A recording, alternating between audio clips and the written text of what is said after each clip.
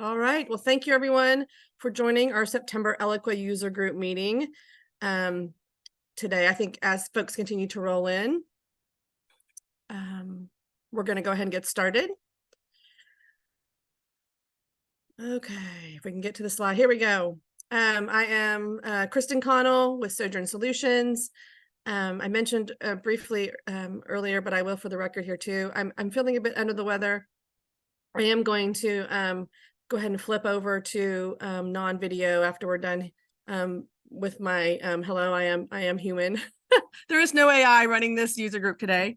Well, not yet, but yeah, so I just want to let you all know, because I do like to stay on video as much as I can for these. But I guess for those of you who have met me before, you're all good with this. If you're joining for the first time here, I have been in the Eloqua community since 2007 as both a client and a consultant. I've been in and around the MarTech space for about that long, a little bit longer, honestly. Also involved heavily not only in MarTech, but also in marketing operations across the board.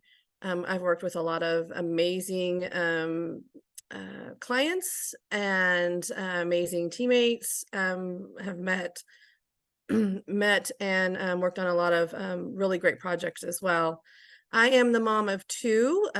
Both of them are in college right now. I also have two dogs, mini Aussie Doodles. Hopefully they will not join us for the user group, but I mean, I can't promise anything. And I am based in the Kansas City area. So hello to everyone. If you have questions as we go, please go ahead and submit them into the Q&A. I am working off one screen today, so I will get, but I'm working on my ninja skills so I can see the Q&A and everything else that we have going on here. But feel free to do that. I also will be using our chat to send you out and share some links. Today, I don't always do that, but I'm challenging myself, so we're going to make it work. So our agenda today is a little flipped. We do have one of our consultants, Danielle Brooks, joining us today. She'll be presenting on how to handle error monitoring for the Eloqua Salesforce integration app. And so we're going to have her go first. We'll do some Q&A if you have any questions. And then Danielle has to head out to her next meeting. We really appreciate her time on our new user group today. Then we'll get into our spotlight, our community reminders. I'm going to do a brief recap on the August 2023 Eloqua product vision and roadmap update and point you in the right direction to hear all the good stuff. We'll take any other questions or any ideas or topics you'd like to cover after that, and then just do a quick reminder on our October user group. All right, so with that, I'm going to move maybe. There we go. All right. So I want to introduce Danielle to you all. Danielle is a senior marketing automation consultant, like I said, at Sojourn. She's been with us since 2021. She has 9+ years of experience in Eloqua, and 8+ years in the whole marketing operations and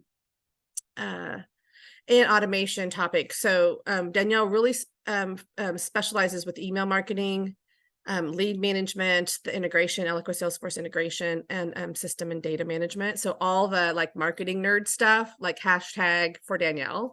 I think I did that. Yeah, I did hashtag marketing nerd on a LinkedIn post for her. So I'll have to share that with y'all too later. She is a certified project management professional and B2B master certified on Eloqua. And she is located in sunny San Diego. But originally from the East Coast. So Danielle, thank you so much for joining us today. Really appreciate it. I'm going to go ahead and stop sharing. Sounds good. So that you can. Perfect. Thanks for having me, Kristin, and thanks for flipping the agenda around for me. Really appreciate it. Can you see my PowerPoint? Yes. Okay, perfect.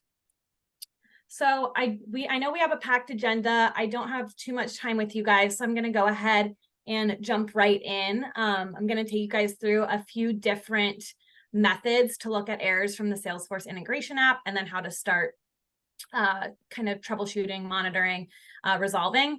So I'm going to kind of jump right in, assuming you guys have a basic understanding and comfortability with like navigating into the Eloqua Salesforce integration app and some familiarity playing around with it. So without further ado, the first method of viewing errors that I'm going to cover with you guys is what I'm calling kind of manually going through the Salesforce integration app. So the first way to navigate would be through individual integration calls, whether that's an action or an import or your marketing activities. So you would go into the app, navigate to your actions main navigation here on the left, go to the settings and click view reports. And you get a screen like this where you are given a day view of that specific action or import and the various integration calls that have occurred. Green is created, blue is updated, and red is failed. In this case, we're talking about errors and failures. So the best way to be able to see it more clearly is you can actually click on created and updated here, and it will gray them out. So you're only seeing those failed errors, just making it a little easier on the eyes to hone in on the date, or we're already on the date, but the time that you need to look at to resolve and investigate those errors. So if I hover over my bar graph here, I can see the time and number of records that errored at that given time. And then for screenshot purposes and this call, I kind of pulled it up, but typically you'd have a long list of each timestamp that action or import has run. So if you have your imports set to every 15 minutes, or you have, an action like a create lead that's happening fairly often because you might have data coming in, engagement happening fairly often on your system, you might have a really long list here of timestamps of those integrations occurring. So you have to scroll down through that list until you get to that specific timestamp. So here, 7 a.m. To see that one failure record. From here, you just click on that individual failure record number, and it gives you a pop-up with the action failure message of the records that failed at that time. So this is a little deceiving. I know when we clicked on it, it said a 1, and now it looks like we have 2 failures. This is actually still 1 record failure. You can just see the source for one of the messages is Eloqua, and the other message is Salesforce. So it's the same record erroring and same record erroring for the same reason. Both systems are just giving you slightly different verbiage of your error message. So not 2 records we need to resolve, just 1, and providing that data. The one major downside of this view, and I'll go into later upsides of other views, but the downside of this view is it only displays 20 failure messages per page. So right now we only have 1, so this is totally doable, and we only had 2 timestamps for the given day that a failure occurred. So that's a manageable volume, but you could have instances where you have larger volumes of records erroring at 1 timestamp, or you might have 1 record erroring like every other timestamp, and that's going to be a lot for you to click through. So, while this is a great view, it only shows you the 20 per page. So once you hit download all, the other downside is that downloads into a JSON file. So it's not really easy to manipulate.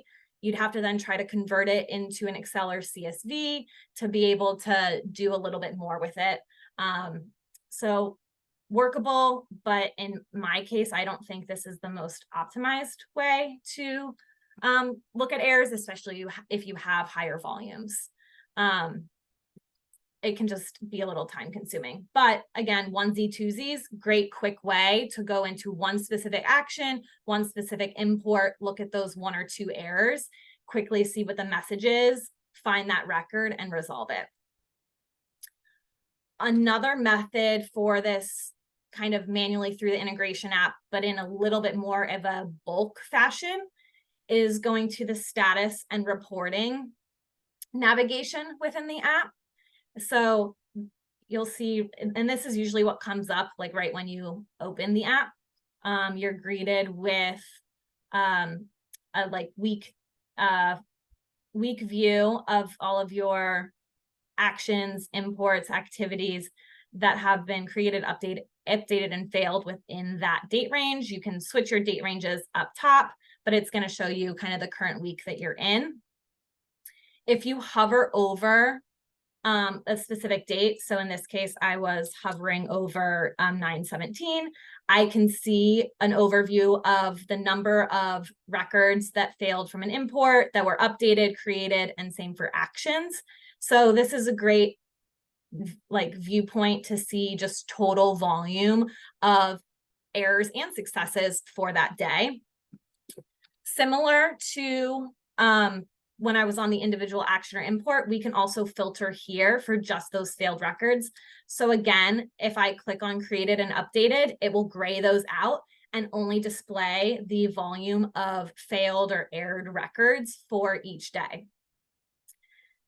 This view gives you an added benefit because you can actually click on the bar graph here and it gives you a pop-up of the specific failures broken out by imports and actions for the day. So I can see of my 228 records that failed to import, 208 of them were from my get contacts import, 20 for my get accounts, and then 1 for my associate lead to campaign action. So this, again, instead of just going into an individual action or import or having to go individually into every action or import, this gives you a much higher level overview of all of those failures and what you would need to look into for the day or yesterday. When you click on a specific import that had failed, it takes you back to kind of the same screen that we were on before. It takes you to that individual day view of that import or action. And then you're kind of in the same boat where you're having to scroll down to find the timestamp of those failed errored records. You then have to expand your scheduled import. So you'll see it just kind of, they're listed out here and you have to expand your scheduled import. So I came, scroll down, find where my failures were, expanded, and from there I can click this view all errors link, and then we're presented with a very similar pop-up message to what I showed before once we were on the individual action or import. So again, what I said before, you have it, this can end up being a lot of clicking if we do have a lot of individual timestamps that had failed. I have to expand, click view all errors, and once I click this view all errors, I'm only seeing those 4 failures. I then have to try to capture them, investigate them, whatnot, and then come back and move on to the next timestamp. So again, if it's small volumes or 1 or 2 kind of timestamps that an error occurred, totally doable. But again, higher volumes or more occurrences, this can get really repetitive and take a lot of time just literally clicking through in order to see all of your individual records and error messages. So if I were to close out of this screen actually typically opens in a new tab in your browser. So if you close out of this new tab and head back to our status and reporting tab where we were looking at specific imports and actions for that given day, you'll see we have another button up on the top right that's labeled View Errors by Type. And this actually gives you an overview of the actual error messages that occurred and the associated error count, the record counts that failed for that given message. So this gives you a little more of insight into what is going on, what is kind of wrong with the data or failure from the integration. So definitely a different approach than looking at it by the individual action or import. Here we're grouping them by their message. So it could be a handful of different but similar actions or imports that are resulting in the same status message. So similar to the last screen, we are able to click through a little further here as well. So on both the action and import dropdowns, we can click this view details, which then gives us a new tab of those failure messages, grouping those failure messages by the message type. So again, I clicked on, already a campaign member view details, and that gives me a new tab with the actual error messages. So again, similar limitations that I mentioned before. In this case, so with this import invalid email address, we had a record count of 61. When I click view all details, that brings me to our pop-up of the import failure messages. And again, it's only showing me the first 20 records that failed. I then have to download all. That's a JSON file, not super easy to manipulate. And I would have to hit next to then see the next page in this pop-up window of the next 20 messages, hit download all again. I'm only getting the next 20 failure messages. And so it just ends up being a little bit repetitive of a process if you have slightly higher records that have failed. And then from this view, because it's grouping it by message, it might not be as apparent of what import or action they are failing from. I saw before invalid email address, that's probably failing from my get contacts, just from knowing the system and the database. But there could be similar error messages from, like a get lead, associate lead to campaign versus associate contact to campaign, or create a lead versus update a lead. You could have very similar error messages, of required data being wrong or missing. So you might not have as much clarity of what actual import or action was failing at the time. So I kind of breezed through that part just to give you a lay of the land of what I was calling kind of manually through the app, because I want to spend the bulk of our time here on my more hacky solution of using the instant app error notification emails to really be able to view and monitor and troubleshoot your error messages in truly more of a bulk fashion and in more of an easy manipulative way. So diving right into here, so the instant app error notification emails, you first need to set those up in the Salesforce integration app. You'll go to the notifications on your left navigation bar. And from there, we have a handful of different settings we can choose from. So first, name it how you want. Make sure you choose your right connection. In here, I'm choosing my live Eloqua production instant Salesforce instance, not sandbox. So just make sure you have your right connections configured. But the main pieces to configure, which is really important to get the level of details we need, is you're going to choose your event source type. So I'm going to start here for this purposes with actions. From after event source type, you then get a drop down of event sources. So again, if I choose imports, I'd see my full list of imports here. Since I chose actions, I see my full list of actions. You could set up individual notifications for each action, but it doesn't really change what ends up being presented in the error email you receive. So for simplicity and ease of just viewing those notification, they're not calls, but the notifications that you've set up here in the system, it's really easy and a lot less time consuming to just choose all actions, and same for imports, to just choose all imports. From there, we have event type.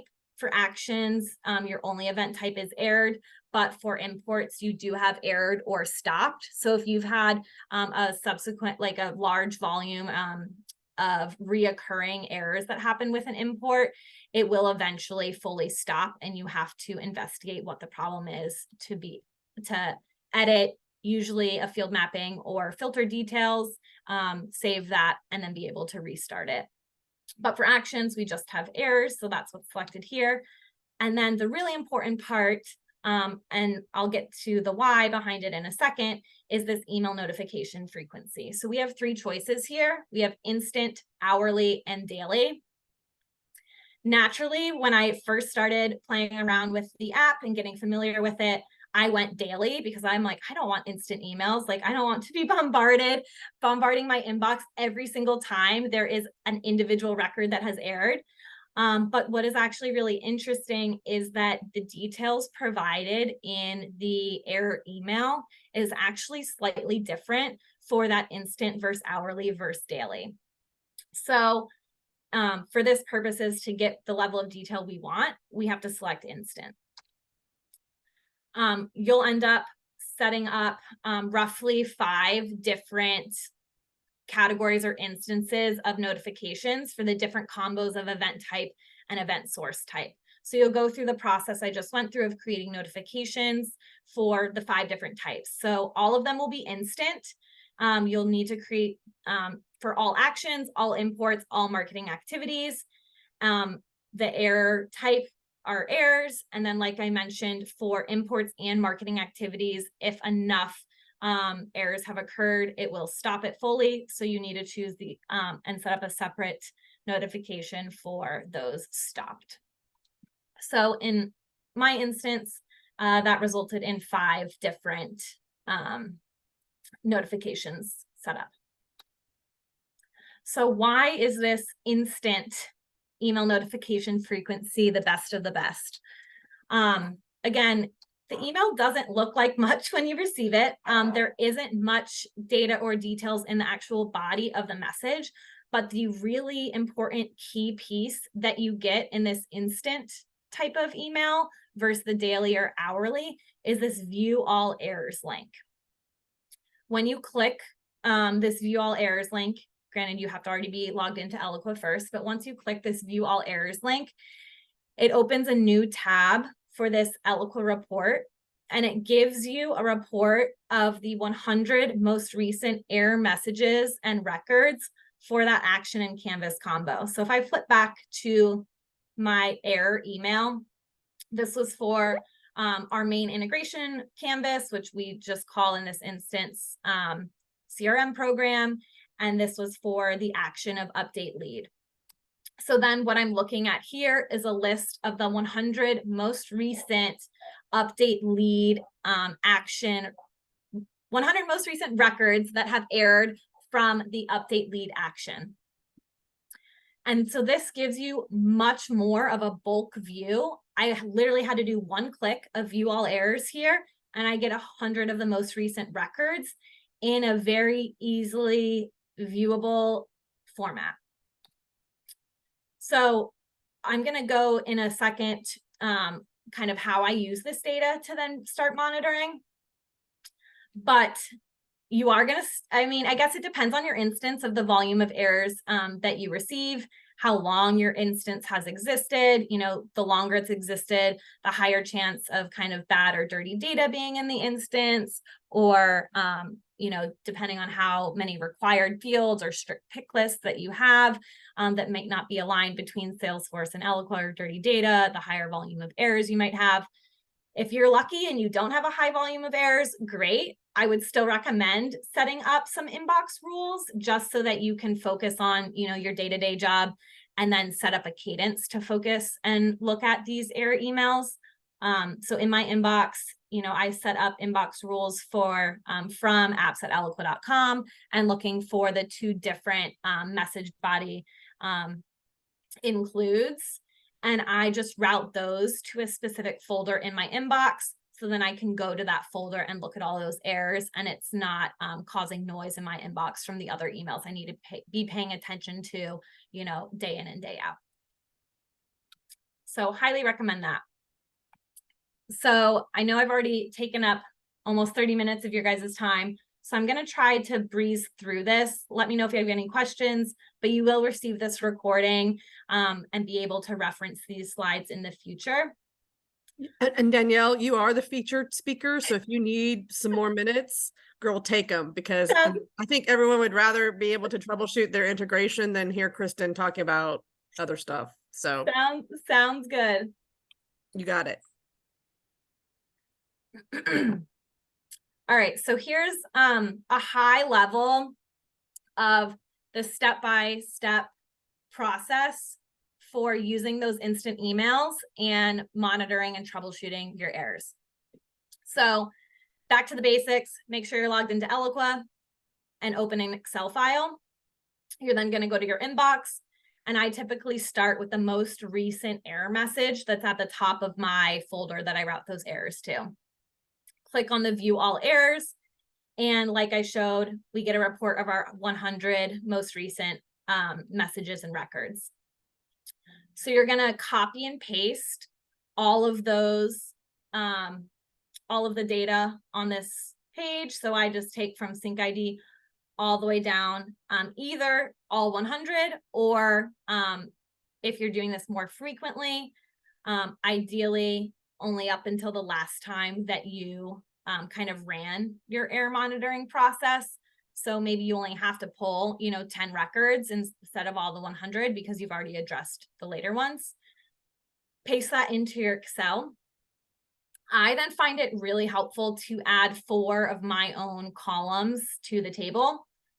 Action name and canvas name, I just pull from the error email that I clicked on that view all errors link from, so that I know exactly what action, what canvas these errored records and messages came from. Just makes it easier for troubleshooting. And then I add 2 other columns, resolution status and notes. So your Excel file will end up looking something like this. You'll see columns C through F are the data that was provided from the view all errors link and in that 100 report tab. And then I've just added my action name, my canvas, and then my own status and notes column so that as I am troubleshooting, I'm kind of making notes of what I'm doing. This is much more easy to work with than a JSON file. I also have up to 100 error messages and records instead of bulks of 20. It makes it a lot easier for documentation because then you have this entire file of all of the error messages that have occurred. And if you use this file for the troubleshooting and making notes, exactly what you did to resolve them. It also makes it easier to make sure that you're not missing any records or messages that might have occurred. So once you've started your Excel file, you've copied and pasted your first view all errors link. It might be dependent on your inbox, but I then go into the folder I was just in. I search for the combination of canvas and action name that I just pulled the error messages for, so that I can see all of the other error messages in my inbox that fit that specific canvas and action name combination. And I then delete all of those or move them to another folder, but delete all of those other error messages because I've essentially already pulled the data for them. Because again, you're getting an instant email. So your email is often going to just look like 1 error has failed, 1 error has failed, 2 errors, 2 records have failed, because you're getting it pretty much instantaneous to that record failure. But then you're getting the data at a 100 record view. So I delete all of the other emails in my inbox because I don't need to click on that view all errors link again because I already have that data. So then it cleans up my folder a little bit so I can then move on to and see the next error email for the next combination of canvas and action name that I need to address. So then I repeat that process, click on the view all errors link, copy and paste the data from that 100 record file report, either all 100 records or from the last time that you did monitoring, paste that into my same Excel file. And then again, make sure you're copying and pasting, or I find it helpful, the action name and canvas name. So now I have a new either action and or canvas and all of those errored records. I personally find it easiest to go through my inbox and grab all of the error messages first and have one full Excel of all of the records and messages that have occurred for that period of time, whether you're doing this daily, weekly, monthly, just kind of dependent on your volume. I started doing this like every few days and then turned weekly for a client. Once we did some more bulk resolution, we were able then to move more to a bi-weekly process and monthly. So it just depends, again, on your volume of records, how important it is for you guys to fix those errors depending on what they are. But again, I find it helpful to create my full encompassing Excel of all of those records first. And then from there, you have an Excel file that is so much easier to manipulate and work with than a JSON file or all of those different, 20 message pop-ups of records that have erred. So from this Excel file, I will typically start filtering by the same status message, because then I can bulk identify a resolution for a handful of records at a given time. And again, you might have similar error messages for similar calls that you can just address at the same time. Another way is by searching specific keywords that you kind of see repeating within the details column. So there might be, one specific campaign ID that was accidentally used as a 15-character ID instead of an 18-character ID. And so your upsert call keeps failing.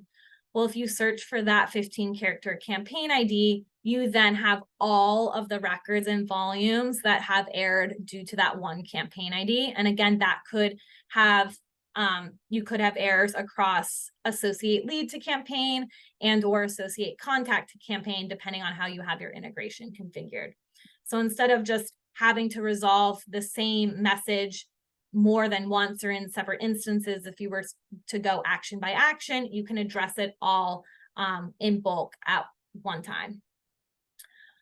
I then fill out the resolution status and notes column as I go. So again, filtering for common patterns, keywords, and then start addressing them and identifying notes. You will implement resolutions typically in Eloqua for your actions. Your imports you'll probably have to address with Salesforce, but potentially Eloqua as well, depending on what the message is. But implement those resolutions in Eloqua, whether it's actually updating data on contact records in Eloqua, or updating data tables for cleansing and normalization, or lookup tables. But that will all be dependent on your organizational needs, your priorities, your data structure, and how your integration is configured.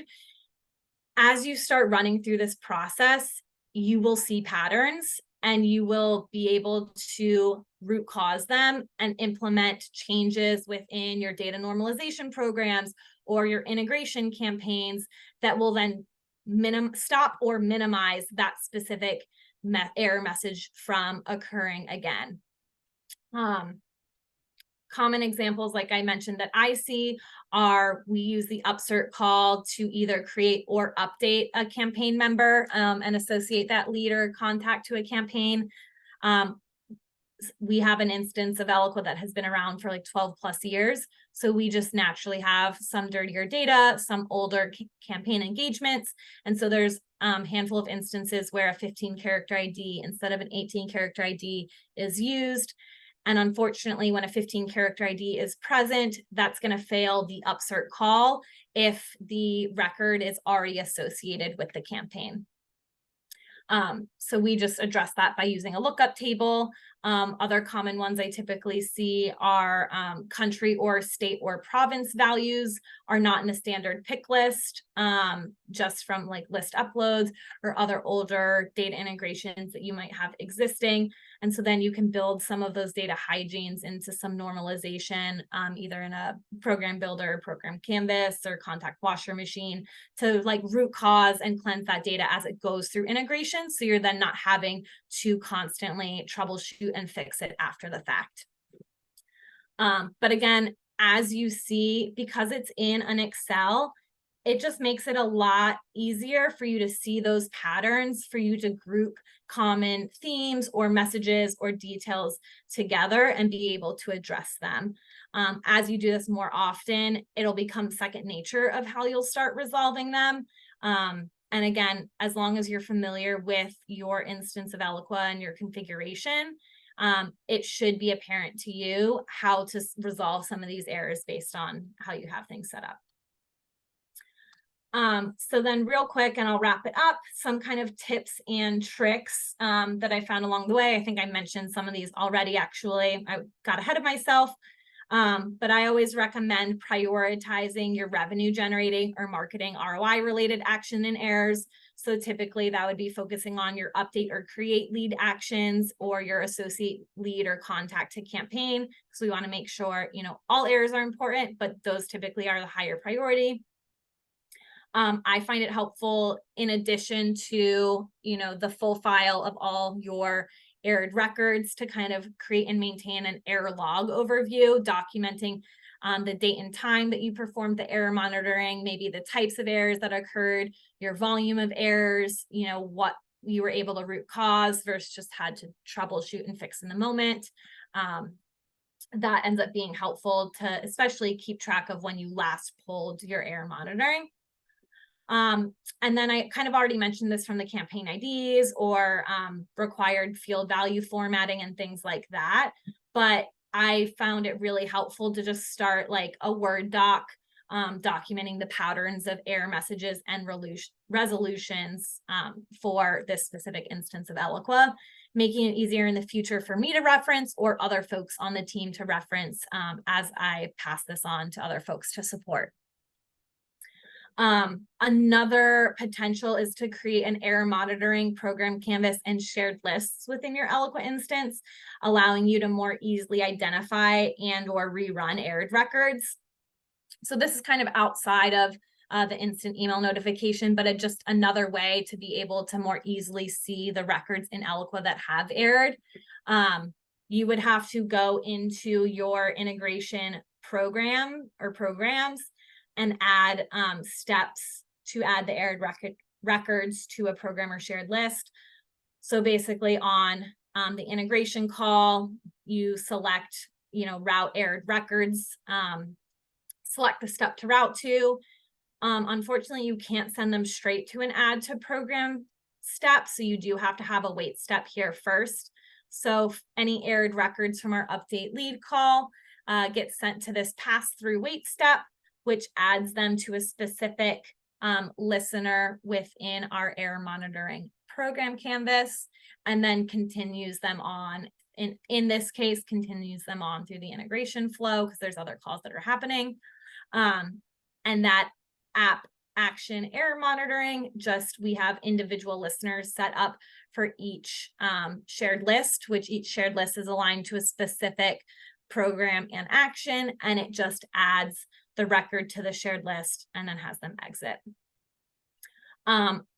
Instead of just adding them straight to the shared list from your integration program, moving them to this error program gives you the added benefit of being able to pull program entry reporting, so you can truly see the date and time stamps that the records have entered the action error monitoring program and from what listener. So again, typically that's aligned to your actions.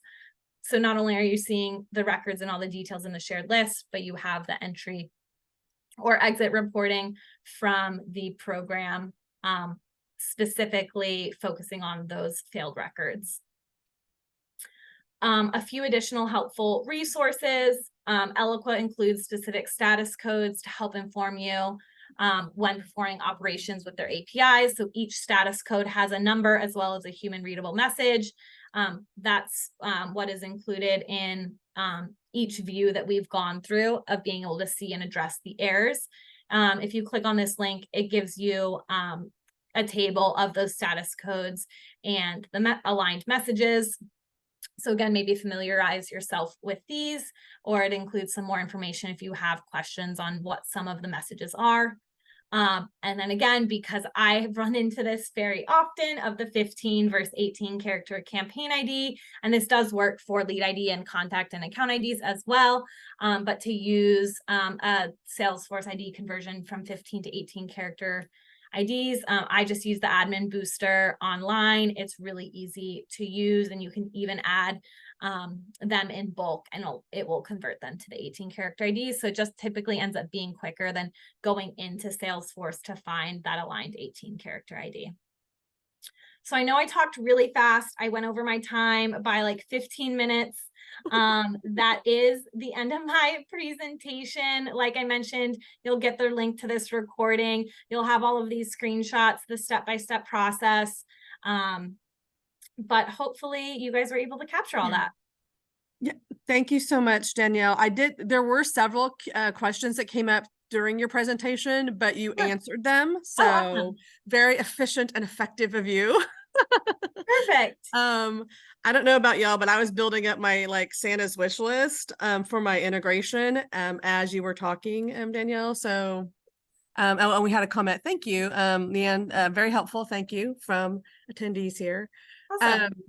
I think one of the key things obviously all of the technical aspects and setting this up and keeping those eyeballs on your integration is so key. And as you heard several times, Danielle mentioned, prioritizing those actions that are, more high value.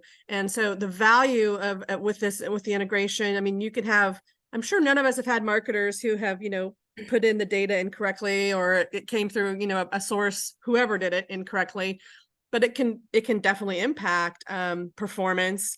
When performance is impacted, that impacts pipeline. When pipeline's impacted, that impacts closed won revenue. So there is a very definite cause effect stream, ripple effect to making sure that your integration is working as optimized as possible. And Danielle, yeah, thank you for pointing out so much of this. Very helpful. Yeah. And also, when you send me the deck, actually, you don't need to send me the deck, but I do need those links from you. Yep. And so everyone, I will, those additional resource links, I'll actually code those into the follow-up email so that you have those handy for you to be able to dive right in and do some troubleshooting. Perfect. Yep. I'll send those across. Awesome. Thank you. Thanks for having me. Yes. Have a great rest of your day. You too. Bye, guys. All right, everyone. We'll, excuse me, apologies. Like I said, I am still battling a bit of a cold or something. I'm not sure, but we'll continue here. I can push the right button. There we go. All right. So, I actually have two spotlights. The first one, as we go into our spotlights, typically we spotlight anything. We spotlight things going on in the world. We spotlight things going on specifically in marketing. I was on LinkedIn this morning and found a post by our global head of people culture strategy, Claire Robinson, on and it talked about the fact that it is World Gratitude Day. And it just really struck me for a number of reasons, but I've copied the main points of Claire's post in here, really getting down to a simple good job or thank you can have such a profound impact on your team, your teammates, types of things you see, increased job satisfaction, stronger team bonds, really building up and that resilience especially during tough times. And I think we can all see even in today, if you go online, you're seeing folks that are a lot of tough times, both professionally and personally. But I just love this. Gratitude isn't a nice to have, it's a must have for any thriving work environment specifically. But so thank you, Claire, for that. If you have a moment, actually what I had wanted to do, let me see if I can from here. I can't, but I actually had wanted to send you that link, but so you could go out and maybe like and share and spread some of that gratitude around today. All right, thank you. So the next spotlight, I really can't get away without giving a shout out. It's Oracle Cloud World 2023 in Vegas, like as we speak. I think today is the last day. I had planned on doing a little bit more with this, but I just had kind of run out of steam given just some of my not feeling well issues. Actually, let me see with this. If I pop this like this, I wanted to make sure that everyone was able to catch and at least check out. I'm going to push this out in chat. Here we go. Some of these posts. So Oracle had put out, I'm just going to put these in the chat. from yesterday, they had made the announcement about their new generative AI type services. Want to make sure everyone gets some eyeballs on that. And then today's post, actually, no, that was 2 days ago. Yesterday's post has a great recap on a number of different announcements as well. I think I've read both like probably 10 times each. So I'm going to boost those analytics up a bit, but I'm sure they'll come out with another one based off today's activities. I highly recommend, if you don't yet have that blog section bookmarked, to do that and take a read through to keep up to date on everything going on at Oracle World, and especially how that impacts what we're doing with Eloqua. So moving on, let's see, whoops, just make sure that's answered. Okay, our community reminders, and I'll make it pretty again here. Hold on, so you don't have to see all my scrap slides. Here we go. So welcome to the Oracle Topliners community. The Oracle community has moved, but very seamlessly, to the Customer Connect platform. The links here are updated. Same great content, same great options and activities involved. If you have not registered for and accessed for Topliners, highly recommend it. And really primarily for this next reason, well, one of the main reasons, the release reminders in Oracle Topliners. It's a great, actually, I think I have it up here. It is a great resource. So not only does it keep you up to speed on what's coming in terms of roadmaps, it also gives you everything for highlights. So this is actually live. If you have not checked this out recently, again, I highly recommend bookmarking this. Everything from this last release that just wrapped up in August is highlighted here with links for more information. It has the whole release info webinar also linked here. And then as they come out with new releases, of course, all of the different details for the releases are here. As you can see, there's just a lot of functionality in here, but I really wanted to highlight this because there's so much going on right now. There are live features coming out as we speak. There are features in CA. There are features pre-CA. So there's a lot going on. Definitely recommend, if you have a moment, to be able to get in here and get this. And actually, since I was really focused on this today, I'm going to put this out in chat too, just in case you don't yet have it released. Oh, and look at this. I actually do have Claire's post. Yay, me. I'm also going to share the link to her post because I just think gratitude is that important. So feel free to click through and engage with that if you'd like. Okay, let's see, release reminders. Oh, and then Eloqua user group. So Sojourn and Oracle we've been doing this virtual user group for a couple of years now, 2, 3. We have everything in our resources center at resources.sojournsolutions.com in the user group section there. Let me get pretty again with my slides. Okay, so just real quick, how are we doing on time? Okay, I got enough time. So free user training. So in the Eloqua Help Center, there are a ton of great videos. That link here provided to you. If you need something really quick, or if you just want to learn something about a particular topic or concept, great video content there. You can earn an Eloqua Explorer badge through the MyLearn portal, and well, actually it's through the Oracle University. This is a great way to either refresh your basic skill sets with Eloqua, or if you have new team members onboarding, I highly recommend pointing them in this direction. Make sure you line it up to anything else going on with the onboarding. But there's just some great kind of getting started insights and in a really helpful way. And then Oracle's YouTube channel there for Eloqua as well, linked in our community reminders. Okay, so then I had this whole production for my recap presentation scheduled, and then honestly, y'all, I just not feeling well this week. It kind of came down to bullet points. Has that ever happened to anyone else? I'm sure it hasn't. But one thing I do want to highlight is the link I had sent previously, let's see, that was to the release center. So I'm going to actually escape this and send this link out. Whoops, to you guys too. Here we go.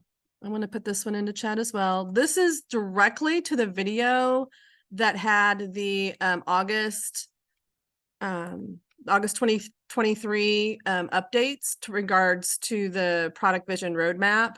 It's about a 30-minute video. Highly recommend it. I pulled out some key areas.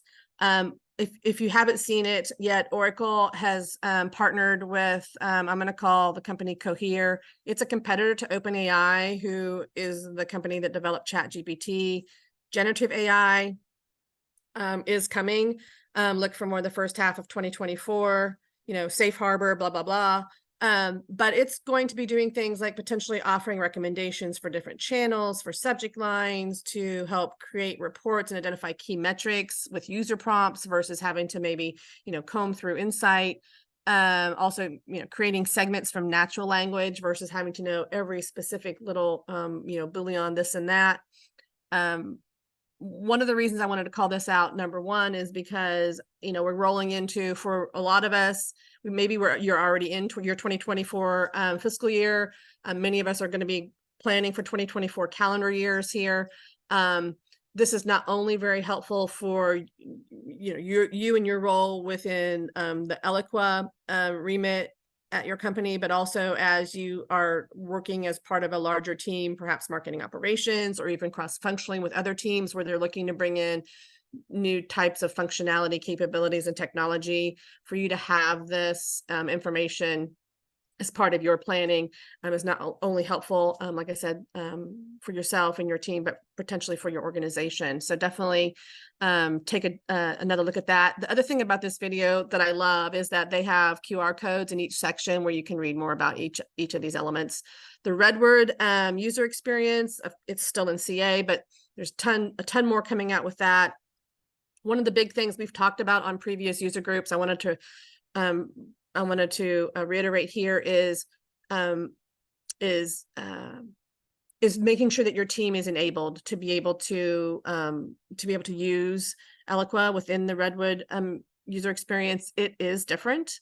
There are pieces and parts of it that are the same, but I think they're starting to move into other areas of it. But in my opinion, I've been doing this for a few years or more. Your teams will need to have, there'll need to be some training done and perhaps some changes to process, just depending on what you're currently doing. So just real quick, bullet points across the board here.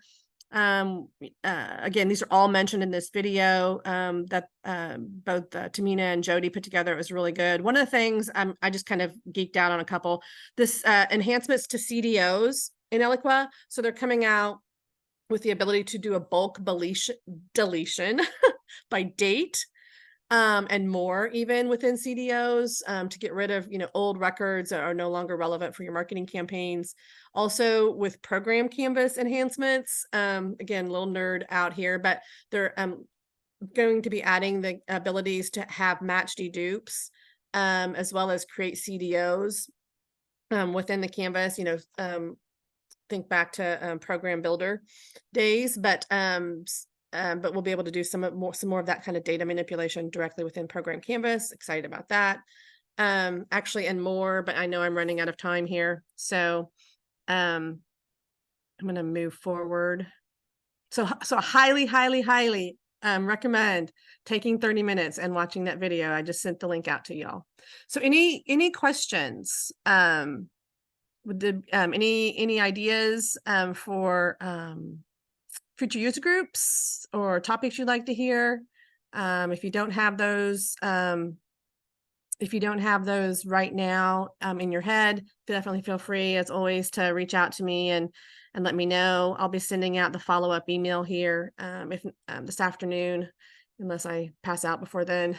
I shouldn't, just kidding. Have good medication. The next user group meeting then is Thursday, October 19th. I'll be sending out a reminder about a week in advance, like we typically do. Any questions, feel free to reach out to me at Kristin.Connell@sojournsolutions.com. And I'm just going to thank you all for your time and give everyone back maybe 2 minutes of their day today. I really appreciate it. So have a good afternoon, and we'll see you next time. Thank you.